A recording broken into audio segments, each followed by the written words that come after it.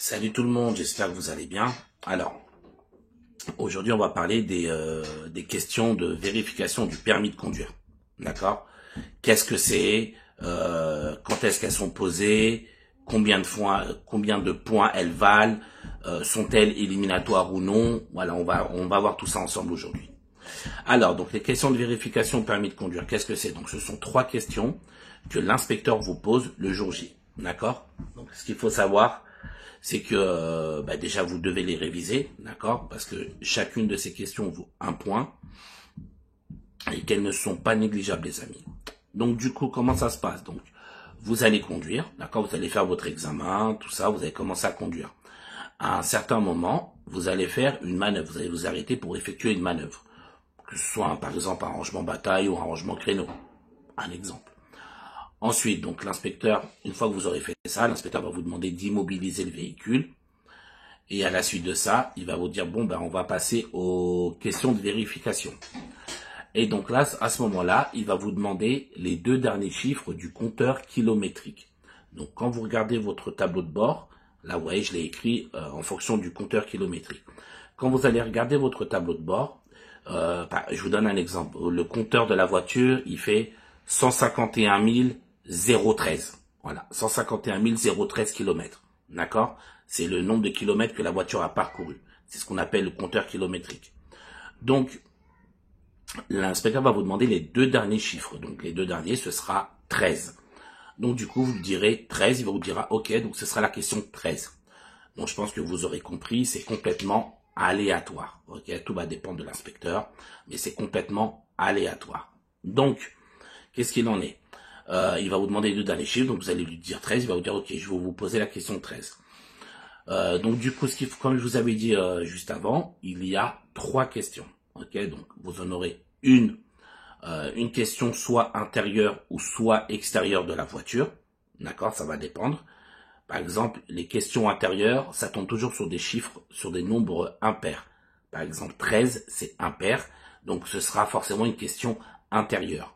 Par contre, quand vous tombez sur un nombre pair, par exemple 2, 4, 6, 8, 10, 12, 14, 16, etc. Donc quand c'est un nombre pair, là vous tomberez sur une question extérieure. Ok les amis? Donc, on vous posera les questions sur ça comme je vous disais. Donc question intérieure ou extérieure. Ensuite, à la suite de ça, vous aurez une question de sécurité. Et pour finir, vous aurez une question de premier secours. Comme vous avez pu le voir juste au-dessus, chaque question vaut 1 point. Donc, ce n'est pas négligeable. Comme type de question, ça peut être quoi? Par exemple, mettez le rétroviseur intérieur en position nuit. Voilà, un exemple. Donc, vous allez le faire, vous allez mettre votre rétroviseur intérieur en position nuit. Ensuite, il va vous dire quelle est son utilité. Ça, c'est la question de sécurité. Quelle est l'utilité de mettre la position nuit? C'est pour éviter d'être ébloui par les véhicules derrière qui nous suivent. Et question de premier secours, par exemple, qu'est-ce que ça peut être? Qu'est-ce qu'il faut faire quand vous avez quand vous entendez le SAIP, qui est le signal d'alerte et d'information aux populations? D'accord? Donc, qu'est-ce qu'il faut faire? Il faut écouter les consignes à la télé, écouter la radio et suivre les règles de sécurité. D'accord les amis? Donc voilà, c'est 3 types de questions. Et comme je vous l'ai dit, c'est aléatoire. D'accord? Parce que ça dépend du kilométrage du véhicule. Donc, moi je vous conseille très très très fortement de les réviser toutes par cœur. Vous pouvez d'ailleurs les réviser sur mon site internet. Donc vous tapez fcdonline.fr. Ok? Donc fcdonline.fr. Vous allez sur mon site internet. Ensuite, une fois que vous allez, de toute façon, mon site internet, quand vous allez sur ma page YouTube, vous pouvez retrouver le lien de mon site internet. D'accord? Vous cliquez, ça vous ramène directement dessus. Ou bien vous allez sur Google, vous tapez le nom de l'auto-école, FCD Online, vous allez trouver tout de suite le site internet. D'accord les amis? Donc fcdonline.fr. Ensuite, une fois que vous êtes sur mon site, vous allez dans l'onglet du menu et vous allez sur les questions du permis de conduire. Et ensuite, en fonction de la voiture que vous conduisez à l'auto-école, vous regardez quelle est votre voiture qui est proposée et vous cliquez dessus et vous révisez ça. Ce seront des liens qui vous ramèneront directement sur des vidéos que j'ai fait sur ma chaîne YouTube. Donc vous aurez juste à cliquer les liens, ça vous ramène directement sur ma chaîne YouTube. D'accord les amis? Et vous révisez tranquillement. Et voilà, en espérant que vous puissiez obtenir ces 3 points-là. Donc vous voyez, tout en bas, j'ai écrit elles ne sont pas éliminatoires. Donc c'est vrai, si vous répondez pas, vous pouvez quand même avoir votre permis de conduire. Mais maintenant, je vais vous donner un exemple. J'ai une élève à moi que j'ai ramenée au permis de conduire.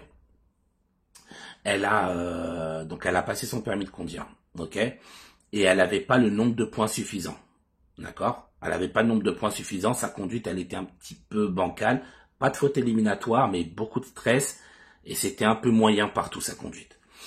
Mais elle a répondu aux questions du permis de conduire. En fait, elle avait 18 points de base, d'accord, et elle a répondu à 2 questions sur 3.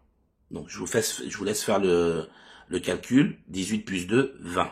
C'est-à-dire qu'elle a pu obtenir son permis de conduire parce qu'elle a révisé les questions du permis de conduire. Parce que si elle n'avait pas révisé, elle n'avait pas son permis de conduire. Elle a eu 20 pile poil, les amis. Elle a répondu à 2 questions sur 3. Ce sont ces 2 questions qui lui ont rapporté les 2 points pour qu'elle puisse obtenir son permis. D'accord? Donc, à ne pas négliger, les amis. Vraiment, vraiment, vraiment. Donc voilà, j'espère avoir été clair. Moi, je vous dis bon courage à tous et prenez soin de vous.